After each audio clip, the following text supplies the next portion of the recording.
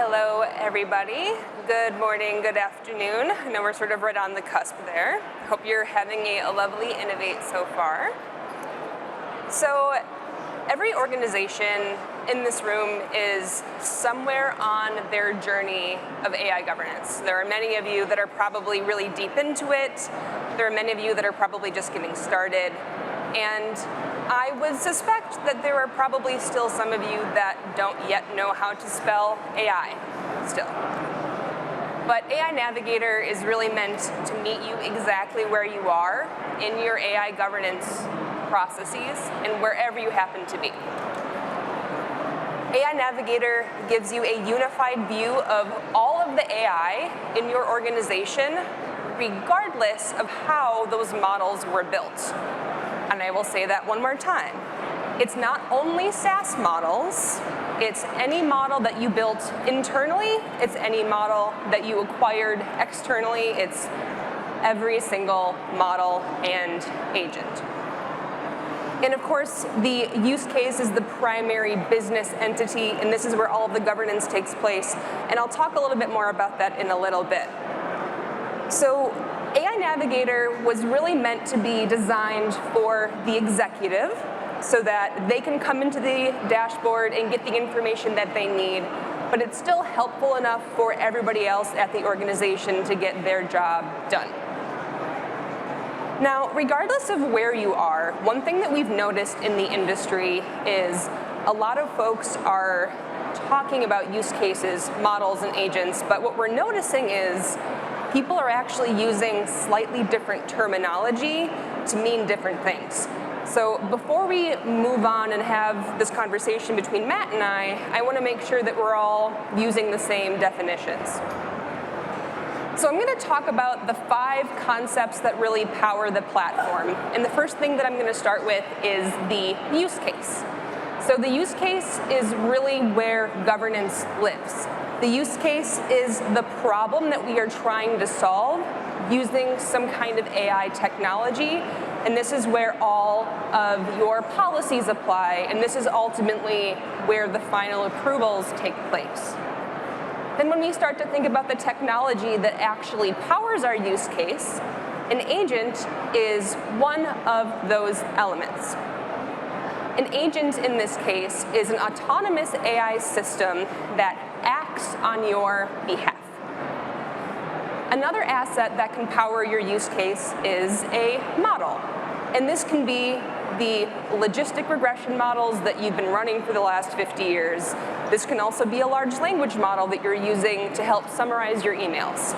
Again, all models here. And the important thing to note here as well is your models can power your use cases, but in fact, you will also have models powering agents in AI Navigator as well. So it's very flexible to fit your exact needs at your organization. And then we have policies, and policies apply at the level of the use case. And this is really critical because you might have a single model that's being used in 2 very different use cases, one of which is relatively low risk, one of which is relatively high risk. So applying that policy at the use case level ensures that the use case receives the appropriate due diligence that it deserves. And then last, we have governance alerts. And this is really meant to address the fact that we know that we're not perfect all of the time. There might be some information that we ended up missing and we didn't include in one of our models or one of our use cases before we decided to approve it or deploy it. So this just lets our users know where our governance gaps are so we can get all of our AI governance in a very healthy place.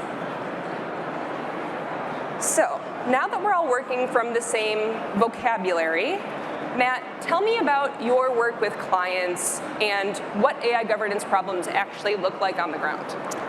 Yeah, great. Thanks, Allie. Maybe I'll move over here. A little better. Okay. Thanks, Allie, for the intro and the background. So, Matt McGivern with Protiviti. I've been with the firm for 20-something years. Protiviti is a global consulting firm, so we help a lot of our clients with AI adoption. And a core question and a core focus for our practice area is AI governance. So we'll just talk about some of the common AI challenges that we've seen at our client base as we've gone through. So I'll start out with an MIT study from last year. A little bit incendiary numbers in terms of, as you look at the survey, 95% of AI pilot programs fail to generate the anticipated value that are out there. Say it's a little bit incendiary. I think as we talk to clients about this, the numbers are high. I'm not sure if all of our clients are that unsuccessful, but it is a starting point. So what we've seen, and the reason the numbers are up there, is just to point out, we do see quite a lot of failure to launch in terms of AI initiatives, AI projects. And so what are some of those common challenges? So the first thing I'll point out is something that Ali's already begun to cover. There's a big question on nomenclature. So when we talk about AI, are we talking about generative AI? Are we talking about agents? Are we talking about machine learning that we've had around for years? Are we talking about robotic process automation? So getting a common nomenclature around what's a model, what's a use case, what's an LLM, all of those things. Once we get to that common nomenclature, the other challenge, or one of the other challenges our clients have, is how do I even get started? So what is an acceptable use case? What has value? What doesn't have value? Who do I need to check to within the organization in order to launch? What tools are available to me within my organization? So yet again, another challenge. Then we start thinking about the security and privacy concerns. So all of our clients are leveraging generative AI are using third-party LLMs. And with that, there's concern over security, over privacy. We're putting our crown jewels out there. What is the LLM potentially consuming or able to consume? There's a risk and reg overlay. Right now we know that in the States, there's not firm guidance on what we have from a risk and regulatory. We've seen more come out of Europe with the EU AI Act, but it's still not exactly firmed up on exactly what it is. And then I think the last challenge is just everybody's got the demands from the board, from senior management to adopt AI, to do it quickly, to innovate, but to innovate safely. So how do we get to yes on those? So when Ali and I were initially talking about this and walking through the product, we laid out a couple of simple questions, and these are things that I'd ask this SaaS team. So we had laid out the challenge. What AI do I have? So what is my inventory and how do I manage toward that? Core challenge for most of our clients. And then what policies need to be applied? So who do I need to ask permission to do this on the AI, and whose permission do I need to achieve? And then finally, I think this one's probably the most important, is how do we get to yes? For the longest time, governance has been seen as the Department of No. So we're seen as the fun police slowing things down. If properly orchestrated, it doesn't have to be the Department of No, but I'm going to let Ali walk through that with us. Thank you, Matt. So we're going to use AI Navigator to specifically solve each of these issues here today. So first we're going to show the inventory and how that can give you visibility into the AI at your organization. So here's the landing page for AI Navigator, and you can get a high-level sense of all of the use cases, models, and agents that are currently being used. And across this, you can see that there are 11 use cases, 7 of which are high risk. We have 11 models and 3 agents, as well as 13 policies. And when we zoom in on the upper left-hand corner, here we can get a sense of our use case approval workflows.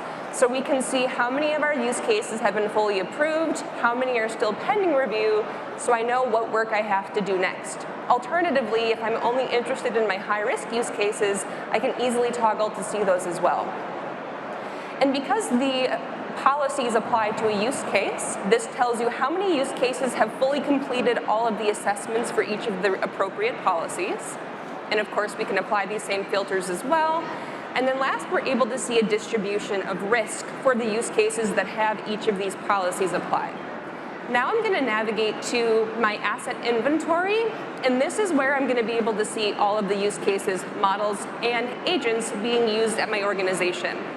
If I limit specifically to my use cases, here I have some additional filters available to me. I can see all of my use cases that are high risk. I can see my use cases that have been approved.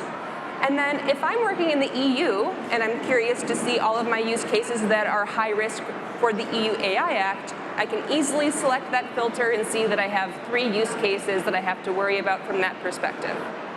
Now, let's just assume for a moment that I am a retail store manager, and every single Sunday night I'm spending 3 hours to create my schedules for all of my employees. It's taking up way too much of my time.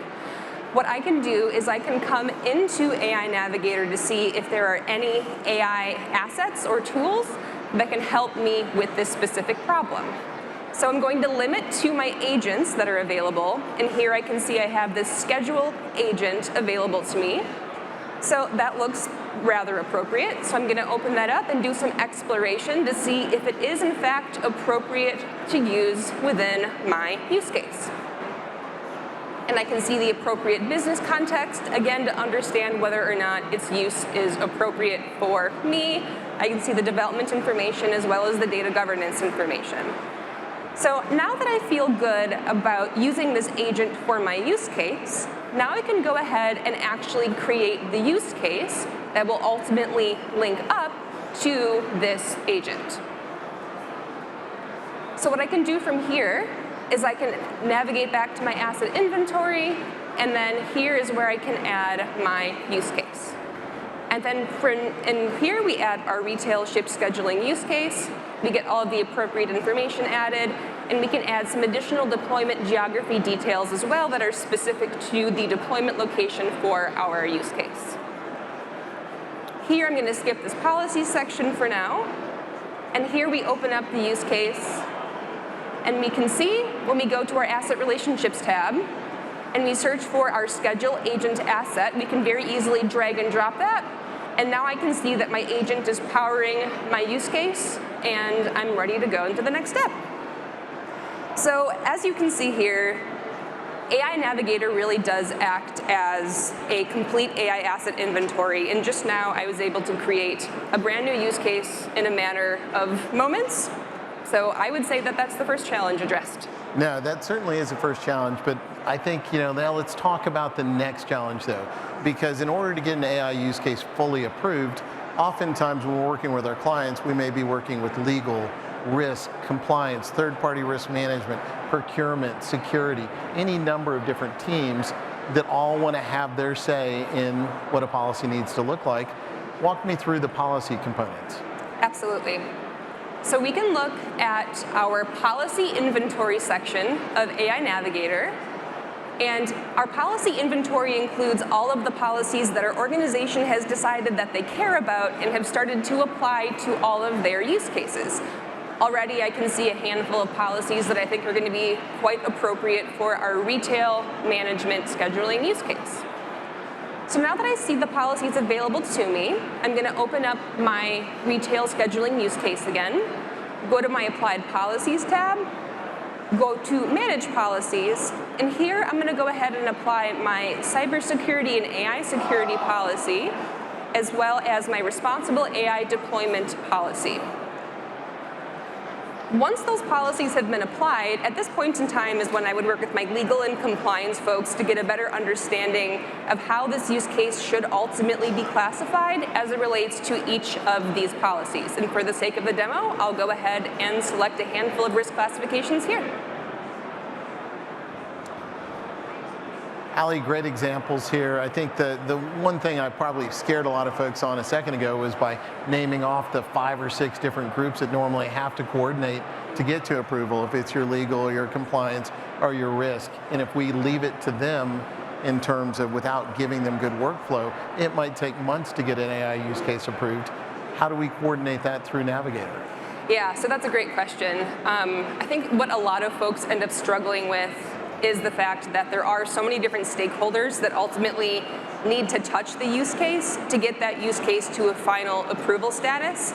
And our policies really help to make sure that every single person is able to provide the feedback that they need to document the approvals that they care about. So once we have a policy applied, we're able to navigate to our Assessments tab. And here we can see our 2 sets of assessments and the associated questions. So let's say I was the legal person or the security person coming in here. I only have one question to answer, so that makes it really easy for me.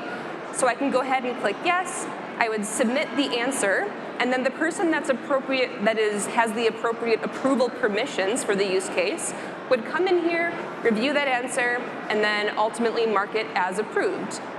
And we have that person marked there for auditing purposes, so you always know who ultimately approved the use case. And then finally, when you're ready to approve the entire use case, you can do so here on the Properties tab. Now, of course, AI Navigator is not meant to replace the existing approval processes that you already have. So if you're already using things like Jira or ServiceNow or SharePoint, the idea is that you can link out to those existing processes, and this is meant to be a single place for you to be able to access everything that you need to get your use case in a final approval state. So just to recap what we spoke about today, AI Navigator really provides that single unified look into all of the AI within your organization. And because the governance is applied at the use case level, we're able to reflect our actual business risk. And we also have an approval workflow that fits with how your organization already operates. So if you want to try it for yourself, I would highly recommend that you go to the Try Zone, which I believe is back here, and you can log on and you can try it today.